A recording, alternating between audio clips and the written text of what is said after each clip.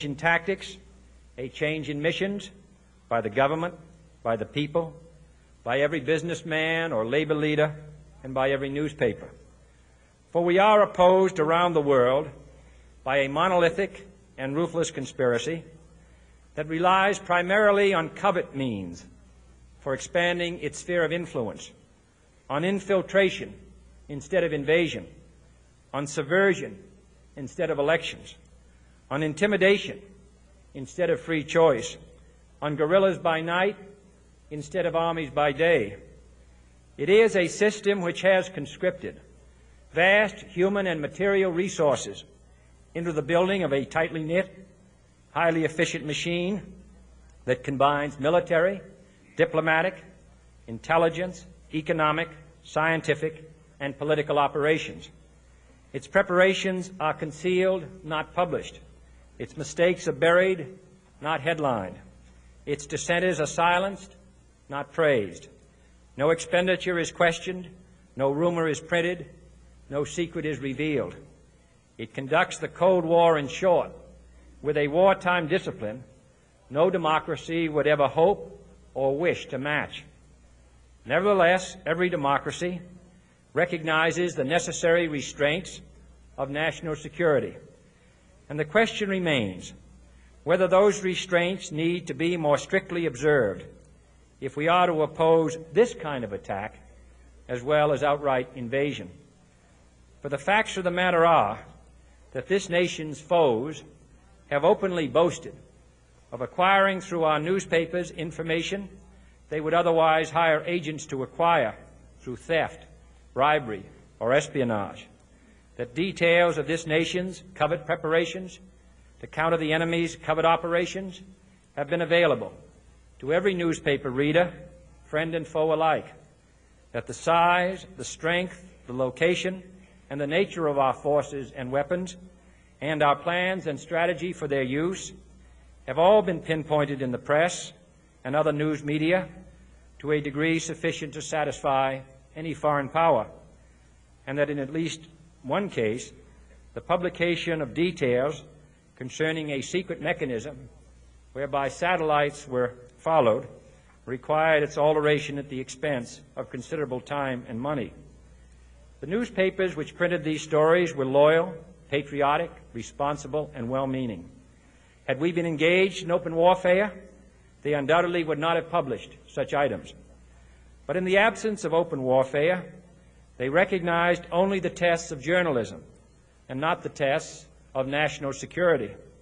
And my question tonight is whether additional tests should not now be adopted. That question is for you alone to answer. No public official should answer it for you. No governmental plan should impose its restraints against your will. But I would be failing in my duty to the nation in considering all of the responsibilities that we now bear and all of the means at hand to meet those responsibilities if I did not commend this problem to your attention and urge its thoughtful consideration. On many earlier occasions I have said, and your newspapers have constantly said, that these are times that appeal to every citizen's sense of sacrifice and self-discipline. They call out to every citizen to weigh his rights and comforts against his obligations to the common good. I cannot now believe that those citizens who serve in the newspaper business consider themselves exempt from that appeal. I have no intention of establishing a new Office of War Information to govern the flow of news. I am not suggesting any new forms of censorship or new types of security classifications. I have no easy answer to the dilemma that I have posed and would not seek to impose it if I had one. But I am asking the members of the newspaper profession and the industry in this country to re-examine their own responsibilities, to consider the degree and the nature of the present danger, and to heed the duty of self-restraint which that danger imposes upon us all. Every newspaper now asks itself, with respect to every story, is it news? All I suggest is that you add the question, is it in the interest of national security? And I hope that every group in America Unions and businessmen and public officials at every level will ask the same question of their endeavors and subject their actions to this same exacting test. And should the press of America consider and recommend the voluntary assumption of specific new steps or machinery, I can assure you that we will cooperate wholeheartedly with those recommendations. Perhaps there will be no recommendations. Perhaps there is no answer to the dilemma faced by a free and open society in a cold and secret war. In times of peace, any discussion of this subject and any action that results are both painful and without precedent. But this is a time of peace and peril which knows no precedent in history. It is the unprecedented nature of this challenge that also gives rise to your second obligation, an obligation which I share, and that is our obligation to inform and alert the American people, to make certain that they possess all the facts that they need and understand them as well, the perils, the prospects, the purposes of our program, and the choices that we face. No president should fear public scrutiny of his program, for from that scrutiny comes understanding, and from that understanding comes support or opposition, and both are necessary. I am not asking your newspapers to support an administration, but I am asking your help in the tremendous task of informing and alerting the American people. For I have complete confidence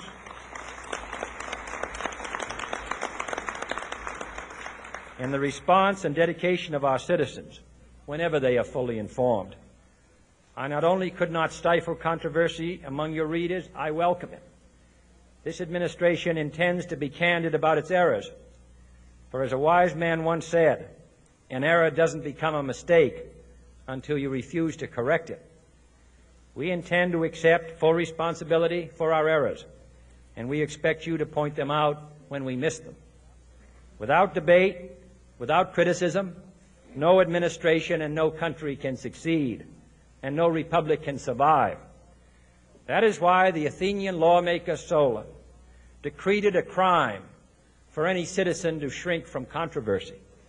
And that is why our press was protected by the First Amendment, the only business in America specifically protected by the Constitution, not primarily to amuse and entertain, not to emphasize the trivial and the sentimental, not to simply give the public what it wants, but to inform, to arouse, to reflect, to state our dangers and our opportunities, to indicate our crises and our choices, to lead, mold, educate, and sometimes even anger public opinion.